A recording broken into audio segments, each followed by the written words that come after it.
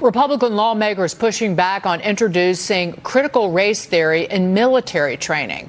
House Minority Leader Kevin McCarthy saying on Twitter, quote, critical race theory does not belong in our schools, in our military, or the federal government. Our guiding principles should be based on treating every single person with dignity and respect, not on liberal activist propaganda.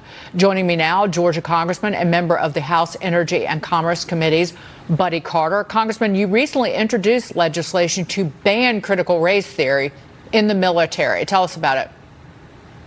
Well, first of all, critical race theory is divisive, and we can't teach our troops to fight for our country and at the same time expect for them to fight for our country and teach them that our country is not worth fighting for. This needs to stop. It should not be being taught in our military installations or in defense at all.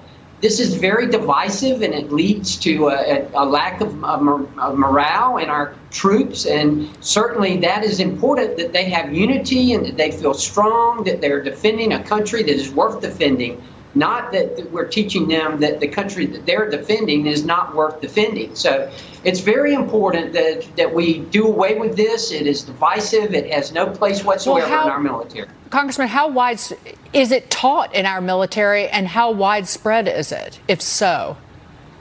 Well, it is taught in our military. In fact, it's taught at West Point. There are classes at West Point. There's an introductory class there. The Navy, the Naval Academy has some required reading on critical race theory. But critical race theory is very divisive. It's first of all, I don't think it's true. I think it's an ideology that is Marxist and socialist, and certainly should not be taught anywhere, but especially not in our military. Angela Morabito, jump in.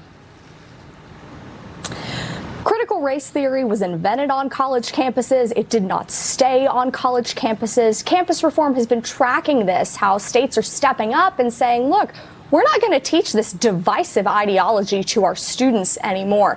And we're seeing legislatures in places like Idaho, Iowa, Oklahoma say, look, you can still teach critical race theory in college. Sure, that's fine. We're going to respect academic freedom. But what you can't do is force anyone to take a class or take a training where they are told that they bear responsibility for past sins of this country just because of what they look like. It's ridiculous. And look, when you take this into classrooms into younger and younger kids, you're going to tell a child that the deck is stacked against them? No, you can't make it because of something that happened in this country decades before you were born? This is ridiculous. And, you know, Congressman Carter, I would ask, shouldn't teachers be cheerleading for achievement?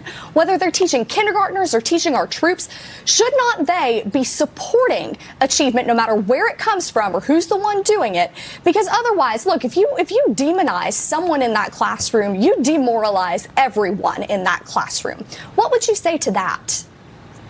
Well, there's no question about it. Obviously, it's important in our classrooms. It's important for our children, but it's especially important for our troops. And that's why I introduced the legislation that it not be taught in anything to do with the Department of Defense. Because how can we expect for our troops to fight for a country that they're being taught is not worth fighting for? That's ridiculous, as you say, and certainly has no part whatsoever in our society.